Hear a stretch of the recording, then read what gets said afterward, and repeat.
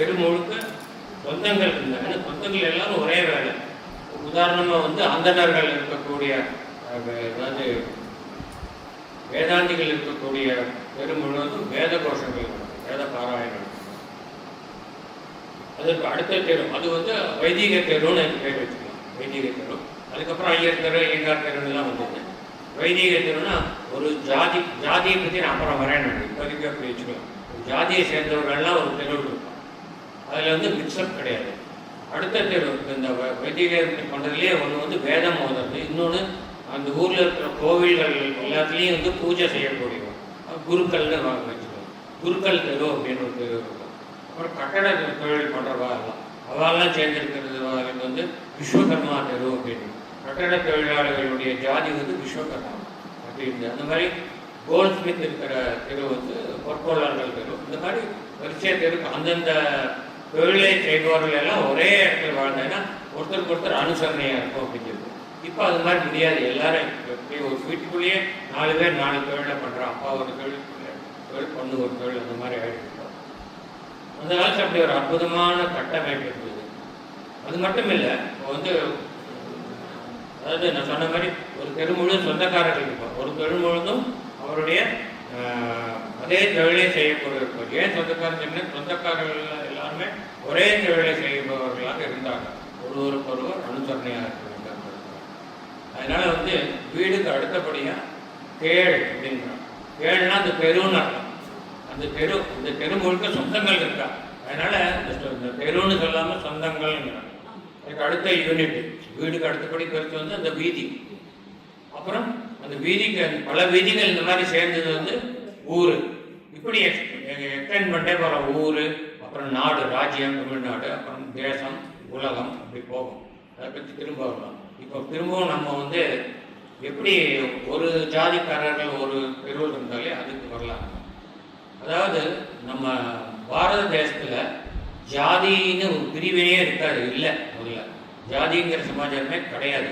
4 வர்ணங்கள் தான். அவர்கள் செய்கிற தொழில், இந்த வேதம் ஓதுகிறவர்கள் வைதிகர்கள், அவர்களுக்கு பிராமணர்கள்னு பேர் இருக்கு. பிரம்மத்தை தேடுபவர்கள் பிராமணர். அப்புறம் வந்து எல்லாருக்கும் அவர்களுக்கு வேண்டிய பொருள்களை அவர்களின் வீடுகளில் சேர்ப்பிக்க வேண்டும். எந்த பொருள் வேண்டும் என்று நினைத்தாலும் ஒரு இடத்திலிருந்து அதை பெற வேண்டும். கடைக்கு போய் வாங்கலாம். அந்த மாதிரி பொருள்களை சேகரித்து அனைவருக்கும் வழங்குபவர்கள் வந்து வைசியர்கள். அப்புறம் இவர்களெல்லாம் பாதுகாக்கிறதுக்கு ஒரு கூட்டம் வேணும். அவர்களுக்கு சத்திரியர்களுடைய வேலை எல்லாரையும் பாதுகாக்கும். இப்போ வந்து ஒவ்வொரு வீட்லேயும் ஸ்பெஷலைஸ்டு ஒரு ஜாப் ஏதாவது இருக்கும். பிளம்பிங் இருக்கும், கார்பென்ட்ரி வேலை இருக்கும், இந்த மாதிரி வேலை இருக்கும். இந்த மாதிரி ஸ்பெஷலிஸ்ட் வேலையெல்லாம் செய்வதற்கு சூத்திரர்கள் அப்படி இந்த மாதிரி 4 வர்ணங்கள். இதில் எதுவுமே உயர்த்தி தாழ்த்தினே கிடையாது. அப்படிதான் நம்ம பாரத சமுதாயம் இருந்தது. பிரிட்டிஷ்காரன் வந்தான், அவனுக்கு பேரே பிரித்தாளும் சூழ்ச்சி, அதாவது டிவைட் அண்ட் ரூல்னு கேள்விப்பட்டிருக்கோம். எப்படி டிவைட் பண்ணுறதுன்னு பார்த்தா, இந்த ஜனங்களுக்கு வந்து ஏதோ அந்த இது சொல்லிட்டு இருக்க அவருடைய வர்ணங்களை பேஸ் பண்ணி வர்ணங்களை தவிர ஜாதிகள்னு இருந்தது அந்த காலத்து பழைய காலத்தில். ஜாதின்னா என்னன்னாக்கா இப்போ இருக்கிற ஜாதிக்கும் அந்த ஜாதிக்கு சம்பந்தமே கிடையாது. நான் சொன்ன மாதிரி வைதிக ஜாதி, குருக்கள் ஜாதி, அந்த வேலையை பொறுத்து விஸ்வகர்மா ஜாதி, அப்புறம் வந்து தச்சர் ஜாதி, அப்புறம் பொற்கொள்ளார் ஜாதி, அப்புறம் இரும்பு கொள்ளர், இரும்பு கொலை, இதெல்லாம் இரும்பு ஷேப் பண்ணி அதெல்லாம் பண்ணுறாங்க, இரும்பு கொள்ளர்.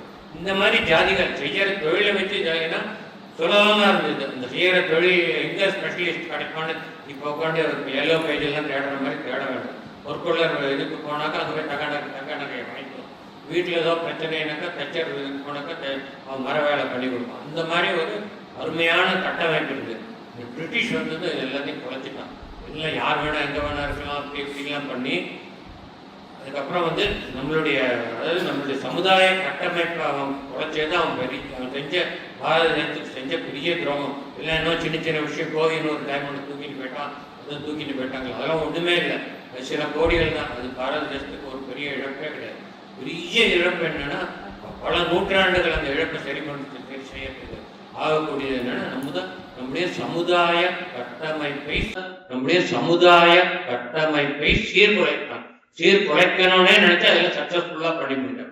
2வது, நம்முடைய பாரத தேசத்தினுடைய கல்வி முறை, எஜுகேஷன் சிஸ்டம், அதை குட்டிச்சவர் பண்ணிட்டான். மெக்காலே எஜுகேஷன் சிஸ்டம் கொண்டு வந்து நம்ம அந்த அந்தந்த கிராமம் அந்தந்த தெருவில் ஒவ்வொரு பள்ளிக்கூடம் இருந்தது, திண்ணை பள்ளிக்கூடம்னு. அதெல்லாத்தையும் அந்த கட்டமைப்பு எல்லாத்தையும் எடுத்து எல்லாம் நீ வந்து இந்த மாதிரி கான்வென்ட் ஸ்கூல்ல தான் வந்து படிக்கிறதெல்லாம் கொண்டு வந்து இப்போ என்னவோ மாதிரி ஆயிடுச்சு. இந்த திரும்ப அது மாதிரி போகிறது கஷ்டம். ஆனால் உள்ளதில் வச்சு நம்மளுடைய கல்ச்சரை ரெக்கவர் பண்ணுறதுக்காக இப்போ இருக்கிற சென்ட்ரல் கவர்மெண்ட் ரொம்ப பாடுபட்டு இருக்காங்க. அவளுக்கு அது வந்து வெற்றி கிடைக்கணும். இப்போ வந்து அந்த காலத்துல இந்த மாதிரி ஒரு சமூக கட்டமைப்பு இருந்தது. அதுக்காக தான் சொல்ல வந்தேன். இதுல என்னன்னாக்கா, இப்போ ஒரு வீடு அகம் அப்படின்னா வீடு, வீட்டுல இருக்கிற வந்து ஒருத்தருக்கு ஒருத்தர் அன்போட இருக்கணும். அப்பதான் அந்த வீடு சிறப்பா இருக்கும். இந்த அன்புல வந்து ரெண்டு விதம் இருக்கு. ஒண்ணு அன்பு, அன்புங்கிற வார்த்தை. இன்னொரு வார்த்தை பற்று. இது ரெண்டுக்கும் நமக்கு வித்தியாசம் கண்டிப்பா தெரிஞ்சுக்கணும். அன்புனா என்ன, பற்றுனா என்னன்னு யாருக்கா சொல்ல முடியுமா? அன்பு பற்றுக்கு ரெண்டு என்ன வித்தியாசம்?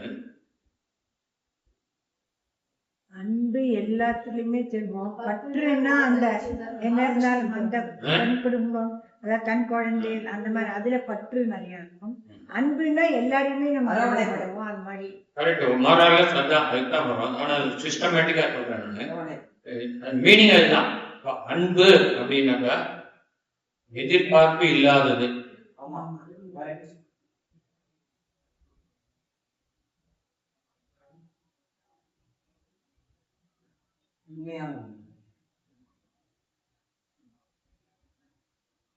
இது பற்றுங்கிறது தன் நலத்தை குறிக்கோளாக கொண்டது.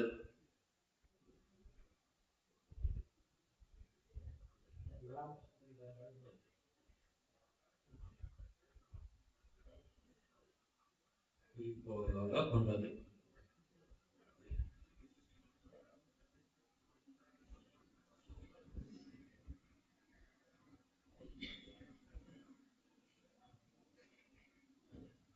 அதாவது ஒரு பொருள் மீது ஒருவர் மீது நாம் பற்று வைக்கிறோம் என்று சொன்னால் அந்த பற்றுக்கு காரணம் அவ்வாறு வைக்கும் பற்று அல்லது அன்பின் மூலமாக நமக்கு சுகம் கிடைக்கும் அப்படின்னு நினைத்து வைக்கிறது தான் பற்று.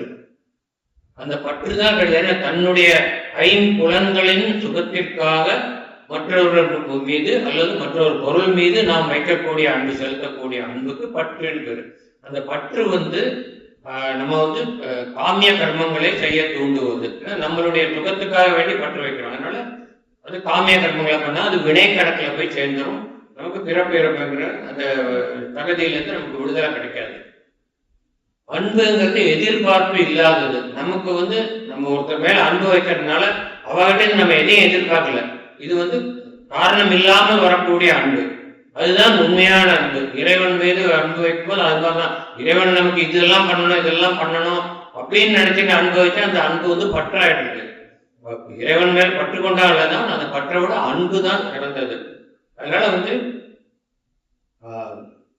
அதாவது தங்கள் ஐம்புலன்களுக்கு ஒரு பற்றின் காரணமாக சுகம் வரும் என்றால் அந்த சுகத்தை கருதி அதன் மீது பற்று வைப்பது.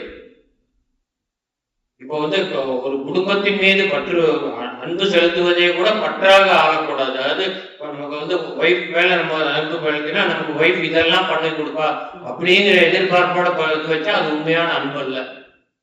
வந்து ரொம்ப குரூடான உதாரணம் சொல்றேன். இப்போ வந்து ஒரு வீட்டுல ஒரு குடும்ப தலைவி, அவளுக்கு வந்து 2 கால் 2 கை எல்லாம் போயிடும். அப்படிப்பட்டவளை இரவு பகலாக ஒரு கணவன் கவனித்துக் கொண்டால் அது அன்பு, பற்று கிடையாது. பற்றுன்னா அந்த அந்த பொண்ணு வந்து ஜடம் மாதிரி இருக்கும். அவளால் நமக்கு எந்த வித பிரதி இதுவும் உபகாரம் பண்ண முடியாது. அது தெரிஞ்சே நாம் அவங்களுக்கு உதவி செய்கிறோம் என்றால் அது உண்மையான அன்பு. வீட்டுக்குள்ளேயே அன்பும் இருக்கலாம், பற்றும் இருக்கலாம். அந்த டிஃபரன்சியேஷனுக்காக இப்ப நம்ம பற்று வைக்கணும் வச்சுக்கோங்க. இப்போ நம்ம அதுல இருந்து மேலேருந்து கீழே வரலாம். பற்றுங்கிறது சுருங்கிட்டே வரக்கூடியது, அன்புங்கிறது விரிந்து கொண்டே செல்லக்கூடியது, பற்று என்பது சுருங்கி கொண்டே வரும். இப்போ வந்து இந்த உலகத்து மேல பற்று வைக்கணும். உலகத்தில் இருக்கிற மனிதர்கள் எல்லாருமே பற்று வைக்கணும். யாரும் பற்று வைக்க மாட்டோம். அப்படி பற்று வைக்கிறோம்னு நினைச்சுக்கலாம். வச்சாக்க நம்ம யோசிப்போம், பற்றுன்னு என்ன, அது வைக்கிறதுனால நமக்கு ஒரு சுகம் கிடைக்கணும்னு. உலகத்துல எவனோ அமெரிக்காக்கார எவனோ முகம் தெரியாத அவன் மேல நான் பற்று வச்சு அவனால எனக்கு என்ன சுகம் பண்றேன், ஆஃப் பண்ணு எல்லாத்தையும் அப்படி அடிச்சுட்டே வந்துடும். வந்து கடைசியில சரி நம்ம தேசத்து மேல பற்று வைக்கலாம். இது நம்ம தேசத்தை சேர்ந்தவர்கள் பற்று வைக்கிறோம். அங்கேருந்து யூபியில் உணவு உட்காந்துருக்கு, அவன் மேலே எனக்கு எதுக்கு பற்று இல்லை. அப்படி கட் பண்ணிட்டே வந்து கடைசியில் நம்ம வந்து தமிழ்நாட்டு நாம் தமிழர்கள் தமிழ் இனத்தின் மீது பற்று வைக்கலாம். கொஞ்ச நாள் அப்படி பற்று வச்சிருந்தா எவனோ ஒருத்தாங்க மெட்ராஸில் இருக்கான், அங்கே அங்கே இருக்கான், அவன் மேலே பற்று வச்சேன் எனக்கு அவனால் இப்படி குறுகிட்டே அவர் பற்றுங்கிறது. நம்மளுடைய ஊருக்கு வந்து அப்புறம் நம்மளுடைய தெருவுக்கு வந்து கடைசியில் நம்ம வீட்டுக்குள்ள வந்து நிற்கும். கடைசியில் அதுலேயும் வந்து எக்ஸ்ட்ரீமா போச்சுன்னா வீட்டில் இருக்கிற மத்தவா மேல எனக்கு எந்த பற்று, என் மேலேயே எனக்கு பற்று இருக்கட்டும்னு ஆத்ம பற்று. அப்படி வந்து குறுகக்கூடியது பற்று. அன்புங்கிறது அப்படி இல்லை. வீட்டுல தொடங்குற அன்பு அது வந்து அப்படியே அன்புக்கு வந்து அன்புக்கும் உண்டோ அடைக்கும் தாள் அப்படிம்பாங்க. அது வந்து கட்டில்லாமல் போகக்கூடியது, ஒரு பாட்டாறு மாதிரி விரிந்து செல்லக்கூடியது. அந்த வீட்டுல வந்து அன்பு நிறைஞ்சதுன்னா வீட்டுல இடம் இல்லாம அது வந்து பிரபாகம் எடுக்கும். அன்புங்கிறது ஒரு நீர் மாதிரி இருக்குங்க, பிரபாகம் எடுத்து ஓடும். அப்ப தெருவில் இருக்கிற எல்லா வீட்டுக்குள்ளேயும் நுழையும். நான் எங்க வீட்டுக்கு மட்டும் அன்பு செலுத்தா பக்கத்து வீட்டுல இருக்கிறவங்க இருக்கேன். அவனால நமக்கு என்ன உபயோகம்லாம் பார்க்க மாட்டேன். அவனை நம்ம போன்ற மனிதனுக்கு அவனுக்கு ஏதாவது தேவை இருந்தா அந்த மாதிரி அன்பு, அந்த மாதிரி தெரு முழுக்க அன்பு. அதுக்கப்புறம் செய்தி நம்ம ஊர் ஜனங்கள் சரி எல்லாருமே அன்பு. இப்படி விரிந்து கொண்டே சென்று இந்த உலகம் முழுவதும் உள்ள மனிதர்கள் மீது அன்பு, ஒரு மனிதர்கள் மீது மட்டுமா அன்பு, மற்ற உயிரினங்கள் மீதும் அன்பு கொள்ள வேண்டும்னு சொல்லி உலகத்தில் இருக்கிற அத்தனை ஜீவராசிகள் மேல அகிலம் முழுவதன் மீதும் அன்பு. அதுதான் தூய அன்பு. அதுவே நம்மை இறைவன் காலில் கொண்டு செலுத்தக்கூடியது. மற்ற பற்றுக்கள் எல்லாம் பிறப்பு இறப்பு என்னும் சூழலில் நம்மை திரும்ப திரும்ப சிக்க வைப்பவை. தூய அன்பு ஒன்றே நம்மை மேல் நோக்கி இழுத்து கொண்டு செல்லக்கூடியது, மேல் நோக்கி இழுத்து செல்லக்கூடியது. அதனால வந்து என்ன சொல்றாருன்னா, முருகா நான் வந்து ஒரு காலத்துல இந்த அமரும் நான் இருந்த இந்த ஊர் மேல எனக்கு பற்று இருந்தது. அது சுருங்கி போய் என்னுடைய உறவினர்கள் மேல பற்றாய் இப்ப என்னோட வீட்டு மேலதான் எனக்கு பற்று இருக்கு, வெளியில யார் மேலும் பற்று இல்லை. ஏன்னா நான் கொள்வது பற்று, அன்பு அல்ல. இப்படி ஆகக்கூடிய ஆம் எனும் இப்படி இருக்கும் என்றும் பிரமம்ங்கிறதுனுடைய இலக்கண திரிவு விமரம்.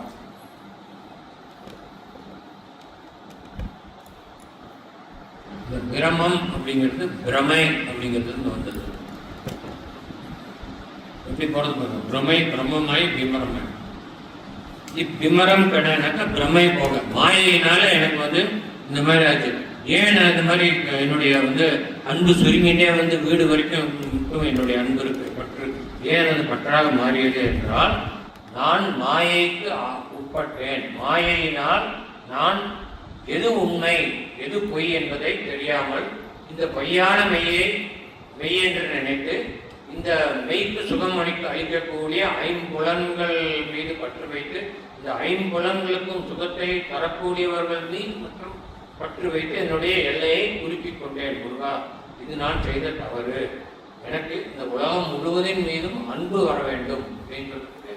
இவ்விமரம் இந்த பிரமையினால இந்த மாயையினால நான் இந்த மாதிரி கெட்டு போனேன் என்று ஊர் மேல பட்டு கேளாகி கிடைச்சி அகம்னு இந்த மாதிரி நிற்கிறதே. இந்த பிரமம் கெட மெய்ப்பொருள் பேசியவா. மெய்ப்பொருளாவது தன்முகனேன்னு பார்த்தோம் இல்லையா. வானோ புனல் பார் கடல் மாறுதமோ ஞானோதயமோ நவில் நான் மறையோ யானோ மனமோ என ஆண்ட இடம் தானோ பொருளாவது சண்முகனே அப்படின்னு பார்த்தோம் இல்லையா. அப்ப மெய்ப்பொருள் என்னன்னாக்கா கடைசியில பதில் வருது, என்னை ஆண்ட இடம் தானோ, என்னை ஆண்ட இடம் முருக பெருமானின் திருவடி, அதுதான் மெய்ப்பொருளோன்னு சொல்லி அவரே கொண்டு முடிக்கிறார். அது மாதிரி எது மெய்ப்பொருள் என்பதை எனக்கு ஞானோபதேசம் செய்த முருகப்பெருமானை பேசியவான எங்கிட்ட வந்து பேசினியே முருகா, நீ அன்னைக்கு வந்து எனக்கு காட்சி கொடுத்த பொழுது மெய்ப்பொருள் எது என்று எனக்கு தெரிவித்தாயே, அதன் மூலமாக நான் மெய்யறிவு பெற்று இந்த பிரமையிலிருந்து விடுபட்டேன். பிரமை இல்லை இப்போ பிரமம் கெட மெய்ப்பொருள் பேசுவேன். நான் இந்த பிரமையில இருந்தேன், அது கெட்டு போக முடியாது. அந்த பிரமையிலிருந்து என்னை விடுவித்து அந்த மாயையிலிருந்து என்னை விடுவித்து எனக்கு ஞானம் வழங்கியதன் காரணமாக எனது குறுகிய பற்று என்பது இப்ப எல்லையில்லா விரிந்து கிடக்கும் அன்பாக மாறியது.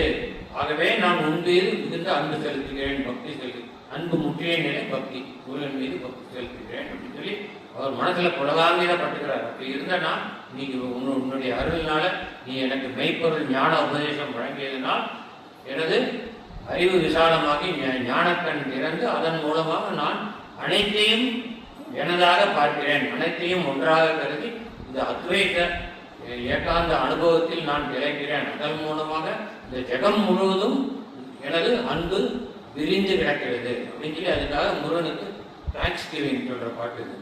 மெய்ப்பொருள் பேசியவான்னு சொல்லிட்டு 3 அழகான இதுல வார்த்தைகள்ல முருகனை கூப்பிடுறான். 3க்கும் அழகான அர்த்தங்கள் இருக்கு. ஏன் இந்த இடத்துல இப்படி கூப்பிடுறோம்? குமரன் சொல்றாரு, கிரிராஜ குமாரி மகன்கிறார், அப்புறம் சமரம் பொது தானவ நாசகன்கிறார். இது 3க்கும் அர்த்தம் பார்க்கலாம்.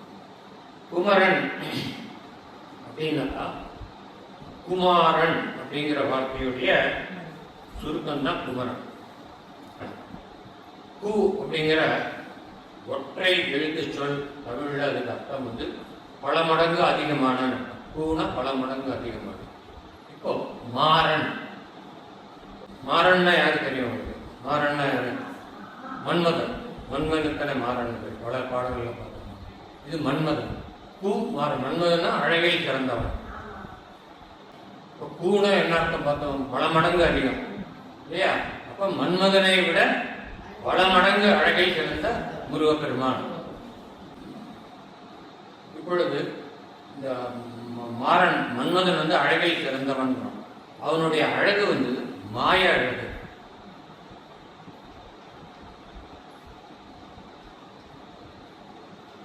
மாயத்தை தரக்கூடியது, மயக்கத்தை தரக்கூடியது. குமாரனுடைய அழகோ தூய அழகு. வித்தியாசம், 2 பேருடைய இதுக்கும் வித்தியாசம். அதே மாதிரி மாய அழகுங்கிறது மயக்கத்தை உண்டு பண்ணுவது. அதனாலதான் மதி மயங்கி எது உண்மை எது போயின்னு தெரியறது.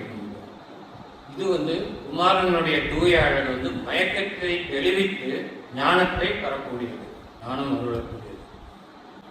அது மாதிரி மன்மதனாகிய மாறனுடைய அழகு மயக்கத்தை உண்டு பண்ணுவது. அது பிறப்பிற்கு காரணமான அவ காமத்தை கொடுக்கும். காமம் கொடுக்கிறது மன்மதன் தானே, அதுதான் பிறப்பிற்கு காரணம். பிறப்பிற்கு காரணமான அவ காமம் உண்டு பண்ணுவது. குமாரனுடைய அழகு அப்படின்னாக்கா பிறப்பை அறுக்கும், பிறப்பை நீக்கும், பிறப்பு இல்லாத அதை கொண்டு கொள்ளும், சிவகாமத்தை உண்டு கொள்வது. மன்மதனோடு வந்து அவகாமத்தை உண்டு கொள்வது, முருகன் வந்து சிவகாமத்தை உண்டு கொள்வது. இப்படி மாறனுக்கும் குமாரனுக்கும் வித்தியாசம் சொல்லிகிட்டே போகலாம். சரி, இப்போ நம்ம எதுக்காக இங்கே குமாரன்கிற வார்த்தையை உபயோகிக்க பார்க்கலாம். நம்ம என்ன சொல்றாங்க? இந்த என்னோட பிரமையிலிருந்து என்னை நீக்கினாய். இதை பார்த்தாலே உங்களுக்கு தெரியும், என்னோட அர்த்தத்தெல்லாம் பார்த்தாலே தெரியும். என்ன சொல்றது? மயக்கத்தை தெளிவிக்கத்தான் பிரமை இல்லையா? அமரம் பதிக்கேள் அகமாம் எனும் பிரமம் கெட. பிரமைங்கிற மாயையிலிருந்து என்னை விடுவித்த முருகப்பெருமானேங்கிறார்.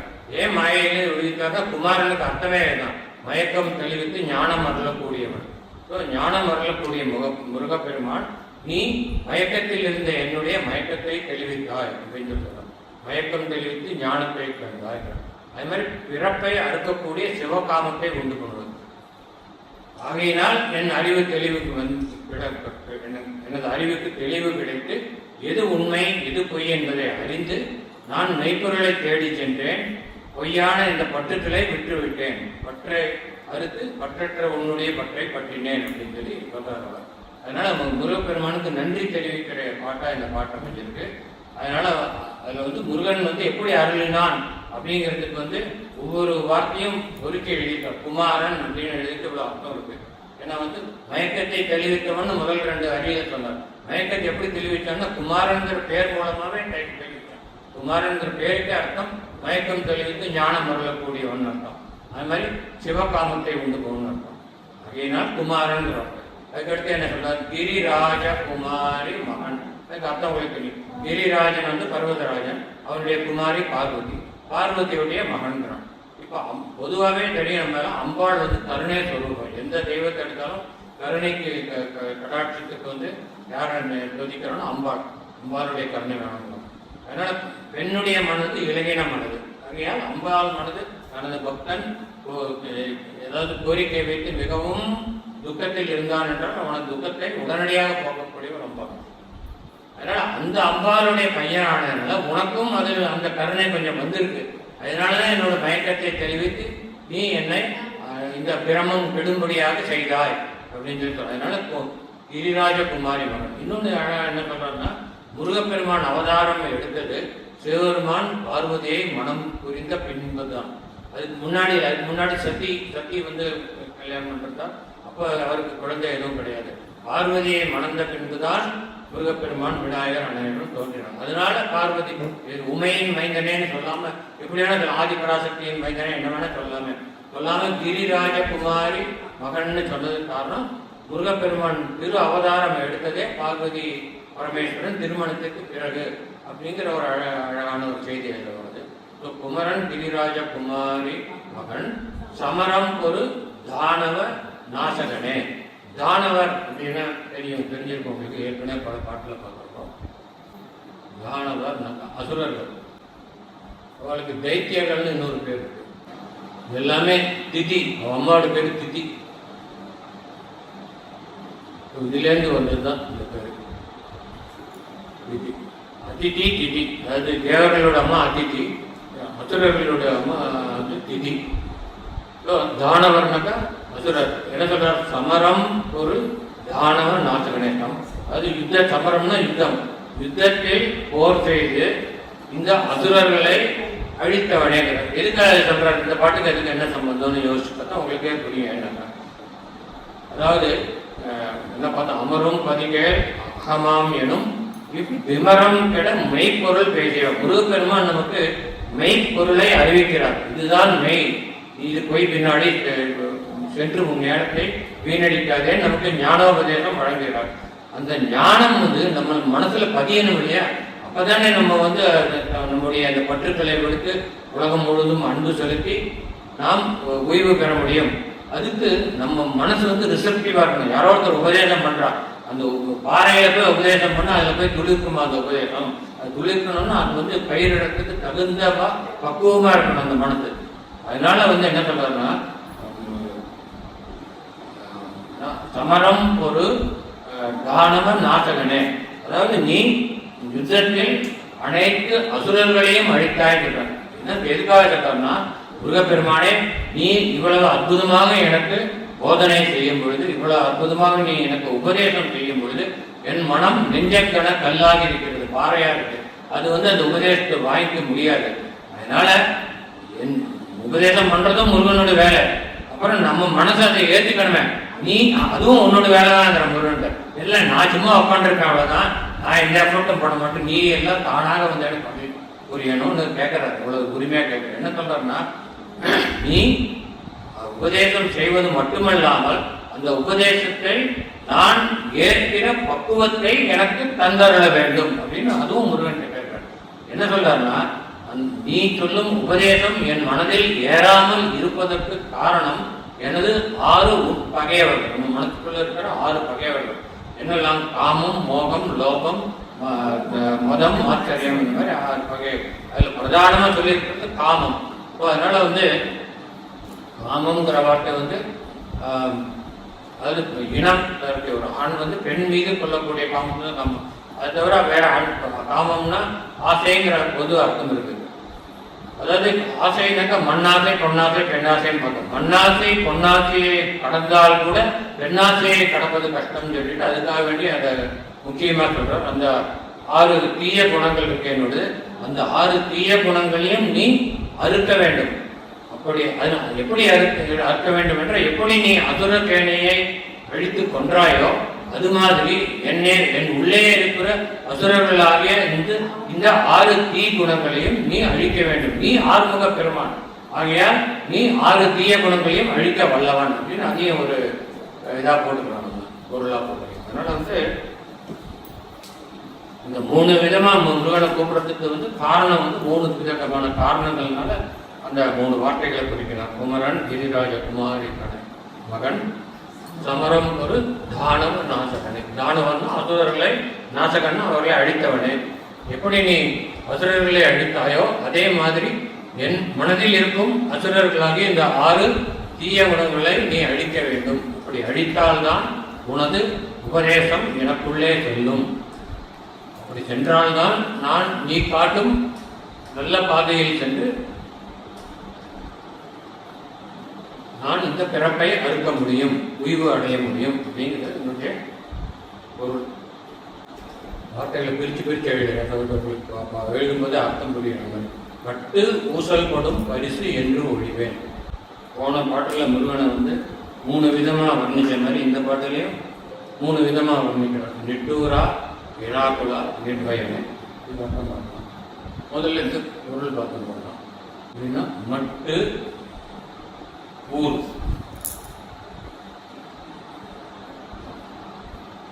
மட்டுனா மனம், வாசனை.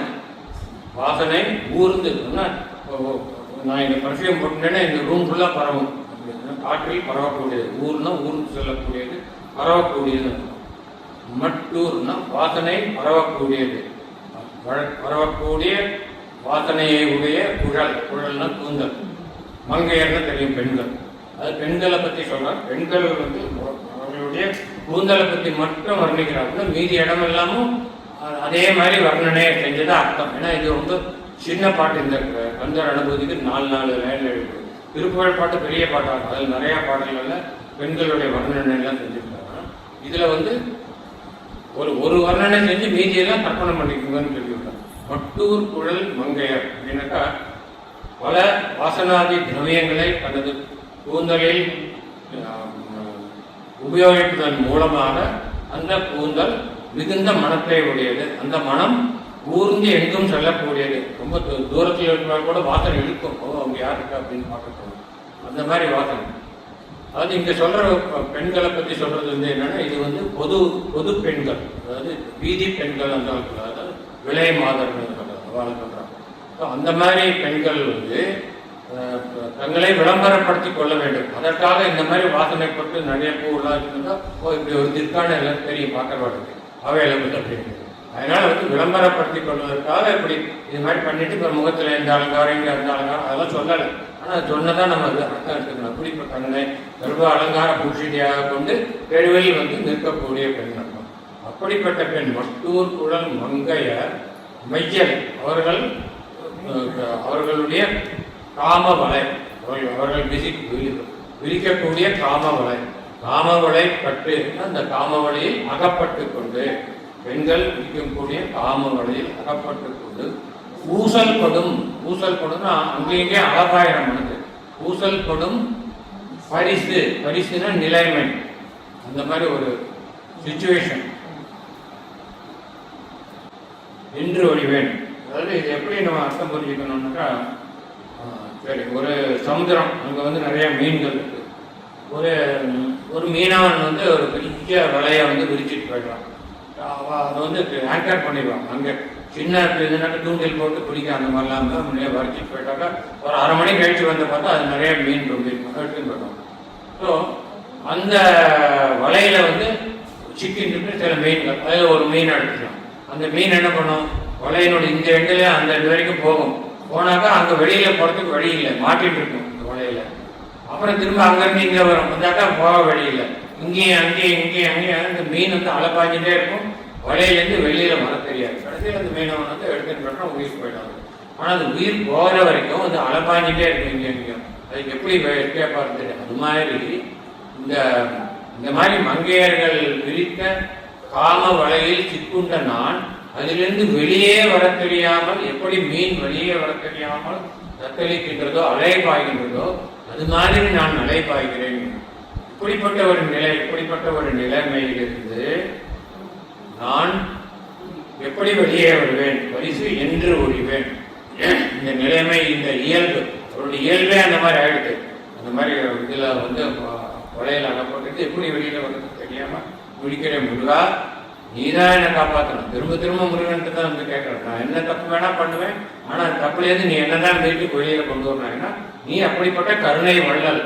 நீ தப்பு செய்பவர்களின் தவறை மன்னித்து அவர்களை அந்த தவறு மீண்டும் செய்யாமல் அவர்களுக்கு அருள் புரிந்து அவர்களை அந்த துன்பமான நிலையிலிருந்து விடுவிக்கக்கூடிய தன்மை உள்ளவன் நீ. எனவே முருகா வந்து அவர்கிட்ட வந்து முறையிடுறார். அடுத்து என்று ஒழிவேன் அப்படின்னு சொல்லிட்டு என்ன முருகன் எப்படி கூப்பிட்றாருன்னா, தட்டு ஊடு அற வேல் சைலத்து எரியும் அப்படிங்கிறார். சைலம்னாக்கா மலை, தட்டு தடை, தடைன்னா தெரியல, அப்டக்கிள்ஸ். கற்று ஊடு அற வேல் செயலுக்கு எரியும். செயலும்னா மலை, கிரௌஞ்ச மலையை அழிச்சதுக்கு நம்ம ஏற்கனவே பார்த்துக்கோம். முருகப்பெருமான் கிரௌஞ்ச மலையை அழிக்க வேண்டும், அதில் உள்ள அசுரர்களை அழிக்க வேண்டும் எண்ணத்தோடு தன் வேலை தொட்டவுடன் அது கிளம்பி சென்று கிரௌஞ்ச மலையை அழித்ததுன்னு நம்ம ஏற்கனவே ஒரு பாட்டில் பார்த்துக்கோம். அப்படி போகும்பொழுது அந்த வேல் முருகனுடைய ஆணையை ஏற்று கிரௌஞ்ச மலையை நோக்கி சீறி பாயும் பொழுது அதன் வழியில் பல தடைகள் வருகின்றன. அதாவது கிரௌஞ்ச மலையை காப்பாற்றுறதுக்காக அசுரர்கள் பல மாய தடைகளை வழியில் நிறுத்துகிறார்கள். அந்த தடைகள் அனைத்தையும் பொடி பொடியாக்கி அதன் அதை ஊடுருவி சென்று அந்த தடைகள் அனைத்தும் அற்று போக அறனா அற்று போகின்றது. கட்டுன தடைகள் தடைகள் அனைத்தும் அற்று போகும்படியாக அந்த வேல் அந்த தடைகளை ஊடுருவி சென்றது. புரியுது இல்லையா? அவர் வந்து தைலம், அதாவது மலை மேல வேலை அணிகிறார். வழியில் நிறைய தடைகள் வந்த தடைகள் எல்லாம் தோடு பொடியாக்கிட்டு நேரா தன்னுடைய குறியாகிய அந்த தைலத்தில் சென்று வேல் அந்த தைலத்தை இரு பிளவாக்கி பொடியாக்கியதுன்னு அதை பார்க்கலாம். அப்படி நீ வந்து இவ்வளவு பெரும் தடைகளை வந்து நீ பொடி பொடியாகி போற உனக்கு என்னோட மனத்துல இருக்கிற இந்த காமத்தை எடுக்கிறது ஒரு பெரிய காரியமா? இது ஒரு தடை. என்னுடைய 6 உட்பகையவர்கள் அவர்களை நீ அழித்து என்னை இந்த வலையிலிருந்து வெளியே கொண்டு வருவது உனக்கு ஒரு பெரிய காரியமா அப்படின்னு கேட்கறதுக்காக தான் சொல்றார். ஞாபகப்படுத்துறார், அப்படிப்பட்ட வீரனான நீ உனக்கு ஒரு பொருட்டே இல்லை என்னை வெளிக்கொண்டு வருவது அப்படின்னு சொல்லிட்டு நிட்டூராகிறான். நிட்டூரனா கொடுமையானவன், முருகப்பெருமான கொடுமையானவன் சொல்றார். ஏன் சொல்றாருன்னா, நம்மளுடைய 6 உட்பகையவர்களை முருகப்பெருமான் அழிக்க வேண்டும். எப்படி அசுரர்களை அழிக்கும் போது மிக கொடூரமான மனநிலையை கொண்டுதான் அசுரர்களை அழிக்க முடியும். சாந்த ஸ்வரூபியாக போய் அழிக்க முடியாது. அதனால வந்து அவரும் கொடூர மனநிலையை கொண்டிருக்கணும், வேலும் அதே மாதிரி இருக்க வேண்டும். அப்படி இருந்தால்தான் அசுரர்களை அழிக்கப்பட முடியும். அதுபோல அசுரர்களை விட கொடியவர்களாகிய எனது மனதில் உள்ள 6 உட்பகையவர்கள் அவர்களை அழிக்க வேண்டும் என்றால், முருகா நீ சாதாரணமாக வந்தால் முன்னாலேயே முடியாது. முருகா நீ கொடூரமான மனத்துடன் வந்து எனது உள்ளத்தில் உள்ள 6 உட்பகையவர்களை அழிக்க வேண்டும் அப்படிங்கிறதால ஞாபகப்படுத்தார். நிட்டூரமா நீ வா, எங்கிட்ட ரொம்ப சாந்தமா வராத, இவன் நம்மளுடைய அடியவன் நம்முடைய பக்தன் நினைச்சிட்டு இந்த சாந்தமா வராத, வந்தா இந்த 6 உட்பகையவர்கள் நீ சொல்லதை கேட்க மாட்டான் அப்படின்னு சொல்லி நிட்டூரமா கொடுமையா வந்து வேளாள நீ அந்த 6 பகையவர்களை அழிக்கிற. நிராகுலா, ஆக்குலம்னாக்கா கவலை.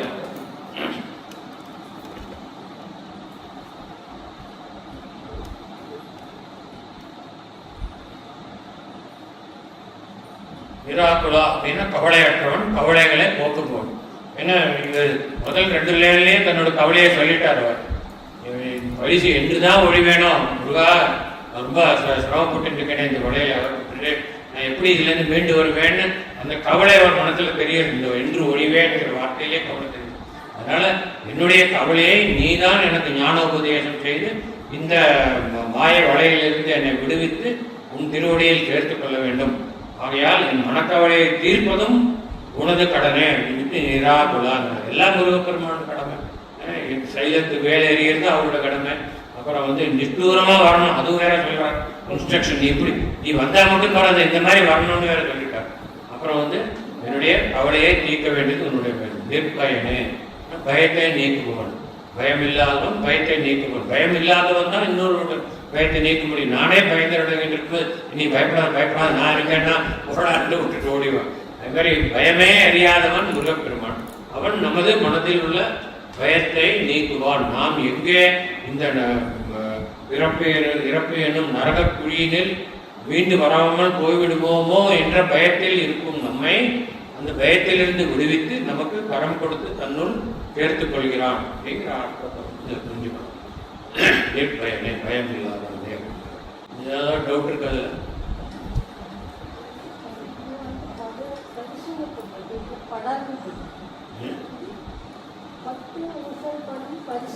பரிசுதான் தப்பு பரிசு உறங்குதலிருந்து வாழ்நாள் முழுவதும் கவலை, எத்தனையோ கவலை, ஒவ்வொருத்தருக்கும் ஒரு கவலை வந்துட்டே இருக்கும். வாழ்க்கை வந்து கவலைகளும் வேதனைகளும், கஷ்டங்கள் வேதனைகளும் நிரம்பியது, அது மறுக்க முடியாது. அது ரொம்ப எவ்வளோ அடிபடும், அடிபட்டதுனால நமக்கு ஒரு வேதனை, உடல் வேதனை வரும், மனவேதனை வரும். இப்படிப்பட்ட வாழ்க்கை முழுவதும் இந்த வேதனைகளும் கவலைகளும் இருந்தது. ஆனால் இந்த அனைத்திற்கும் சிகரம் வைத்தால் போல் இருக்கக்கூடிய வேதனை என்பது மரண வேதனை. அது மாதிரி நம்மளுடைய வேதனைகளும் நிரம்பியது, அது தவிர பயங்களும் நிரம்பியது. நம்மளுடைய வாழ்க்கை வந்து வேதனைகள், பயங்கள். பிறந்ததுலேருந்து இறந்த வரைக்கும், இருக்கிற வரைக்கும் எல்லாருக்கும் சாதாரண, நம் போன்ற சாதாரண மனிதர்களுக்கு இயல்பாக வரக்கூடியது. ஆனால் இது எல்லாத்த விட ரொம்ப ரொம்ப கொடுமையான வேதனை எதுன்னா மரண வேதனை. மரணத்தின் போது அப்படி ஒரு வேதனை, துடிக்கிற ஒன்று, வாழ்நாள் அனுபவிச்சிருக்காத அப்படி ஒரு கஷ்டமான வேதனை வரும். அதனால தான் எல்லாருக்கும் மரண பயம்னு ஒன்று இருக்கு. ஏன்னா அந்த வேதனை ஞாபகம் இல்லை, எனக்கு தெரியாது மரண வேதனை எப்படி இருக்கும்னு என்கிட்ட கேட்டால் எக்ஸ்பிளைன் பண்ண முடியாது. அனுபவம் இல்லை, அனுபவம் இல்லைன்னு சொல்றது பொய். கோடானு கோடி தடவை அனுபவம் இருக்கு எனக்கு. இதை முதல் பிறவியா, எத்தனை பிறவி எடுத்துக்கோம், ஒவ்வொரு பிறவியிலும் மரணத்தின் போது அந்த வேதனையை நாம் அடைகிறோம். ஆனால் இறைவன் கருணையினால் முந்தின ஜென்மத்து நினைவுகள் எல்லாம் அப்பொழுதே போய்விடுகிறது. அது நமக்கு இப்போ வரதில்லை. வந்ததுன்னா போன ஜென்மத்தில் அப்படி துடிச்சோமே நினைச்சா இப்போ அவ்வளோதான், அப்படி துடிச்சிடுவோம். அதுக்கு முந்தின ஜென்மத்தில் அப்படி துடிச்சோமே. அதனால மரணம் என்பது வேதனை நிறைந்தது. ஆகையினால் மரணத்திற்கு உண்டான பயம் உண்டு. மரணம் பயம் வந்து யாரையுமே விடாதது. ஏன்னா அந்த வேதனை ஒன்று வந்து மரணத்தின் போது நம்ம அனுபவிக்கக்கூடிய வேதனை. ரெண்டாவது, மரணம் முடிந்ததும் மீண்டும் ஒரு உடலில் பிறந்து, இந்த பூமியில் பிறந்து, மீண்டும் இந்த வேதனைகள் பயங்களை அனுபவித்து மீண்டும் மரண பயம் இப்படி தொடர்ந்து வந்துட்டே இருக்குது. நினைச்சு பார்த்தா நமக்கு மரணமே இல்லாத நிலை வேணும்னு தான் நம்ம நினைப்போம். அந்த மாதிரி நினைக்கிறது. பிறவி இல்லை என்றால் மரணம் இல்லை. பிறவி அற வேண்டும் என்றால் நாம் என்ன செய்ய வேண்டும்? காமிய கர்மங்களை நிறுத்த வேண்டும், பற்றுக்களை இருக்க வேண்டும், முருகன் திருவடி மட்டுமே பற்றி கொள்ள வேண்டும். அப்படி பற்றி கொண்டால் நமக்கு மரண பயம் இருக்காது. இப்போ இந்த பேக்ரவுண்டோட இந்த பாட்டு என்ன சொல்றது பார்த்தீங்கன்னா, கருன்னு போட்டுட்டேன். கார் யாருமே கரெக்ட் கார்னா தெரியும். கார் மேகம் கரிய நிறம், கார் நிற கண்ணன் கரிய நிறம். கார் மான வாகனம், கரிய நிற வாகனம். எது வாகனம்னாக்க எருமை. மிசை, இந்த எருமையின் மீது காலன் வரேல், அது யமன் வரும் பொழுது. ஏற்கனவே சொல்லியிருக்கேன், நம்ம வந்து ஆன்மா அந்த உடலை விட்டு பிரியும் பொழுது அவரவர்களின் வினை பயன், அதாவது நம்ம இந்த ஜென்மத்தில் இருக்கும் பொழுது நம்ம எவ்வளவோ வினைகள் ஆற்றிருக்கோம், ஆற்றிகிட்டே இருக்கும். வினை செய்யாத நேரமே கிடையாது. அந்த வினைகள் காமியமாக செய்கிறோம். நம்ம போன்றவர்கள் ஒரு பலனை எதிர்பார்த்தா ஒரு இது பண்ணுன்னா அது பண்ண எனக்கு என்ன கிடைக்க போகிறது, வேறு வேலையில் அப்படின்னு எதையுமே ஒரு பலனை எதிர்பார்த்து தான் செய்கிறோம். பற்று, அந்த அளவுக்கு நமக்கு பற்று இருக்குது இந்த உலகத்து மேலே, உலக பொருள்கள் மேலே, உலக வஸ்துக்கள் மேலே, உலகத்தில் இருக்கிற மனிதர்கள் மேலே அவ்வளோ பற்று. அன்பு இல்லை, பற்று தான் இருக்கு. அந்த பற்று தான் பிறவிக்கு காரணமானது. அதனால் நம் போன்றவர்களுடைய ஆன்மா உடம்பில் இருந்து செல்லும் பொழுது அது சூக்ஷ்ம சரீரத்தையும் மனதையும், அந்த மனதில் பதிந்த கோடானு கோடி நினைவு அலைகளையும் எடுத்து செல்கிறது. அதுதான் பாவ கர்மம் புண்ணிய கர்மம் எல்லாம் அந்த மனசில் ரெக்கார்டாயிருக்கு. அதுதான் நம்ம பாவம் புண்ணியம்லாம் சொல்கிறோம். பாவம் புண்ணியங்கிறது மூட்டை கிடையாது, மனசில் ரெக்கார்டாயிருக்கு. அந்த அது வந்து ரொம்ப இன்ஃபைனைட் ஜிபி உள்ள அந்த ரெக்கார்டிங். ஏன்னா இத்தனை கோடானு கோடி ஜென்மங்களில் என்னென்ன அனுபவம் இருக்கோ அத்தனையும் அந்த மனசுக்குள்ளே இருக்குது. நம்மளுடைய ஆன்மாவை சேர்ந்தது மனது. அந்த ஆன்மாவை சேர்ந்த மனதில் நாம் இதுவரை எடுத்த அனைத்து ஜென்மங்களிலும் நடந்த ஒவ்வொரு சிறு நிகழ்வுகளும் அதில் இருக்கின்றன. ஆனால் நமக்கு தெரியல. மனசை தோண்டி பார்த்தா அதெல்லாம் தெரியாது. போன ஜென்மத்தில் நடந்ததெல்லாம் தெரியாது, மறைச்சிடுறாங்க கடவுள். ஆனால் அதில் எல்லாமே இருக்கு. ஸோ அந்த ரெக்கார்டர் எடுத்துட்டு போகும்போது அடுத்த ஜென்மம் அதுக்கு தகுந்த மாதிரி அதை எடுத்துக்கிறது.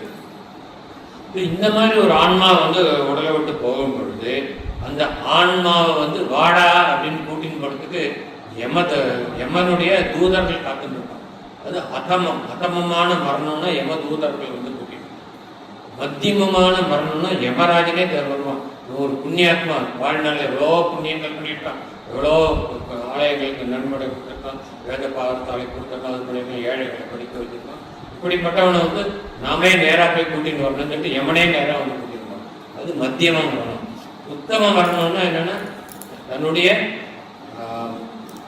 தெய்வம், தான் வணங்கும் தெய்வம் தானாக வந்து யமன் வருவதற்கு முன்பாக இந்த தெய்வம் வந்து நம்மை தன்னுடன் ஐக்கியப்படுத்திக் கொண்டால் அது உத்தமமான மரணம். அப்படி உத்தம மரணம் அடைந்தவர்கள் மீண்டும் ஒரு முறை பூமியில் இருந்து பிறக்க வேண்டிய அவசியம் இல்லை. அவர்களுக்கு இந்த வேதனைகளும் பயங்களும் அது அடியோடு போய்விடும். அவர்களுக்கு மீண்டும் ஒரு மரண பயம் கிடையாது அப்படிங்கிற அர்த்தம். அதனால உத்தமமான ஆன்மாக்கள், அதாவது மீண்டும் பிறவி எடுப்பதற்கு தேவையில்லாதபடி இந்த ஜென்மத்தில் வாழ்ந்த ஆன்மாக்களை அழைத்து செல்ல தெய்வமே நேரில் வரும் அப்படிங்கிறத இந்த பாட்டில் வந்து முதல்ல 2 வரியில வருது. என்ன சொல்றாங்கன்னா, கார்மா மிசை காலன் வரியது. கார்மா மிசைனாக்கா எருமை கடை, ரொம்ப கோரமான கரிய நிறம், அதுவும் கோரமா இருக்கும் பார்க்கறதுக்கு, கோப்பெல்லாம் இருக்காது. அது மேல காலன் எப்படி, அவனும் கருப்பு நிறம், கருப்பு இருட்டில் வந்தா தெரியாது. அதனால வந்து முக்காவாசி மரணம் ராத்திரியில் நடக்கிறது. அவன் எமன் வரதே நமக்கு தெரியாது. ஏதோ இருட்டு நடத்திட்டு வந்து பிடிச்சி எழுத்துட்டு போயிடும். ஆர்மாமிசை காலன், அவனும் வந்து கொடூரமானவன், கரியவன், கையில பாசம் அங்குசம் எல்லாம் பார்த்தாலே, திருசூலம் எல்லாம் பார்த்தாலே அப்படி ஒரு பயங்கரமா இருக்கு. அப்படி வரும் பொழுது அவனை முந்திக் கொண்டு வர வேண்டும். யார்கிட்ட சொல்றான் அப்ளிகேஷன் பாடுறது, யார்கிட்டன்னு பாருங்க. கலபத் தேர்மா மிசை வந்து எதிரப்படுவாய். கலபம்ங்கிறது கலாபம் அப்படிங்கிற வார்த்தையோட திரிவு. கலாபம்னா என்ன? இது 9வது மயில் விருத்தத்தில் வரும் நீல கலாப மயிலே. கலாபம்னா தோகை, நீல தோகையை விரிக்காடும். கலாபம்னா தோகை. பச்சை பசும் கலாபம் அப்படின்லாம் பல பாடல்கள் எழுதியிருக்காங்க. கலாபம்னா தோகை. கலாப தேர் மா மிசை, தோகையை உடைய 2 விதமா அர்த்தம் எடுத்துக்கலாம். கலாப அப்படின்னு எடுத்துக்கிட்டா தோகையை உடைய தேர், அதாவது எப்படி ஒருத்தனுக்கு வந்து தேர் வந்து உயர்ந்த வாகனமா ஒருத்தன் அந்த அரசனை நடத்திட்டு கொண்டோம், அது மாதிரி முருகப்பெருமானுடைய வாகனமான அந்த மயில் அதிவேகமாக தரையிலும் செல்லக்கூடிய வானத்திலும் பறக்கக்கூடிய ஒரு தேர், அற்புதமான. எப்படி புஷ்பக விமானம்னு ஒரு விமானத்தின் மூலம் பறந்து வந்தார் ராமர் அயோத்திக்கு, அது மாதிரி முருகப்பெருமான் தோகையுடைய தேர் மீது பவனி செல்கிறார். தன்னுடைய பக்தர்களை காப்பதற்காக தேர் மீது அதிக விரைவாக ஓடி வருகிறார். கலாப தேர் மா விசை, அந்த விசைனா அதன் மீது வந்து எதிரப்படுவாய். இப்ப இது வந்து கலாப தேர்னு ஒரு அர்த்தம் எடுத்துக்கலாம். தேர்மா, கலாப தேர்மா. இன்னொன்னு வந்து எழுதி கொடுக்கணும். தோகையை விதித்த தேரின் மீது மயில் வாகனம் வந்து தேர் வாகனம்னு சொல்றாங்க. இன்னொன்று வந்து எப்படி இது அர்த்தம் குறிக்கலாம்னா, கலாபத்து ஏர் மா இப்படி பிரிச்சோம்னா, கலாபத்து அப்படின்னா தோகையை உடைய, கலபம் கலாபம்னு எழுதிட்டேன். ஓகே, கலாபத்து ஏர்னா அழகிய, மா அப்படின்னா வாகனம். 2 விதத்துல பிரிச்சாலும் அர்த்தம் ஒரே அர்த்தம் தான் வருது. தோகையுடைய தேர் போன்ற அழகிய மயில் மீது வருவோனே, இது வந்து தோகையுடைய அழகிய வாகனத்தின் மீது வருவோனே, 2 ஒரே அர்த்தம். மனது தருவத்த மாதிரி பிரிச்சுக்கலாங்க. கலப தேர்மா மிசை வந்து எதிரப்படுவாய். அந்த யமன் இப்படி வரானே எதிர்க்க வந்து முருகனா நீ வந்து விட வேண்டும். வந்தா என்ன பண்ணுவான் யமன்? அவனுக்கு ஏற்கனவே அனுபவம் இருக்கு. ஓ, இது நம்ம கேஸ் இல்லை, போட்டுட்டு போயிடுவாங்க. அதனால வந்து முருகா நீ வந்து யமனை எதிர்கொண்டு யமன் என் உயிரை பறிக்கும் முன் நீ என்னை உனது தாமரை வளர்ப்போன்ற அழகிய திருவடியில் சேர்த்து கொள்ள வேண்டும் அப்படிங்கிற ஒரு ரிக்வஸ்டை இந்த பாட்டில் வைக்கிறார். ஆர்மா மிசை காலங்கள் கலந்த பேர்மா மிசை வந்து எதிரப்படுவாய் அப்படின்னு சொல்லிட்டு முருகனை வந்து திரும்ப வந்து எப்படிலாம் அழைக்கிறார். தார் மார்பா அப்படிங்கிறான். வளாரி தலாரியனும் தூர்மாமடிய தொடு வேலவனே, 2 விதமா முருகனை கூப்பிடுறார். தார் மார்பா அப்படின்னா உங்களுக்கு தெரிஞ்சிருக்கும். தார்னாக்கா மாலை, தார் மார்பா அப்படின்னாக்கா மாலை அணிந்த மார்பை உடையவனே, மார்பினில் மாலை அணிந்தவனே. மாலைன்னு சொன்னா இந்த இடத்துல கடம்ப மாலை தான். முருகனுக்கு பிடித்த மாலை கடம்ப மாலை. தனது மார்பின் மீது கடம்ப மாலை அணிந்தவனே. முருகப்பெருமானுக்கு உங்களுக்கு தெரிஞ்சிருக்கலாம், தெரியாது, தெரியாது. முருகப்பெருமானுக்கு அவருடைய கழுத்தில் வந்து மாலை சூடும்போது அப்படியே அவருக்கு ஒரு ஆனந்தம். வள்ளி சூட்டின மாலையாக எடுத்துட்டு அவர் வந்து அப்படி ஒரு ஆனந்தப்படுவார்.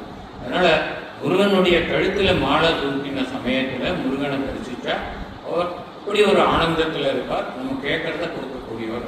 ஆனந்தத்தை ரொம்ப சந்தோஷமாக இருப்பார். நம்ம போய் ஒரு உதவி கேட்டால் செய்வார் இல்லையா?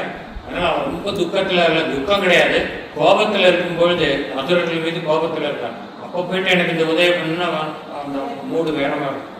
அதனால் என்ன சொல்கிறா, இவர் வந்து கேட்குறாரு, முருகா நீ வந்து காலன் வரதுக்கு முன்னாடி நீ வந்து என்னை காப்பாற்றணும்னு சொல்லிட்டு.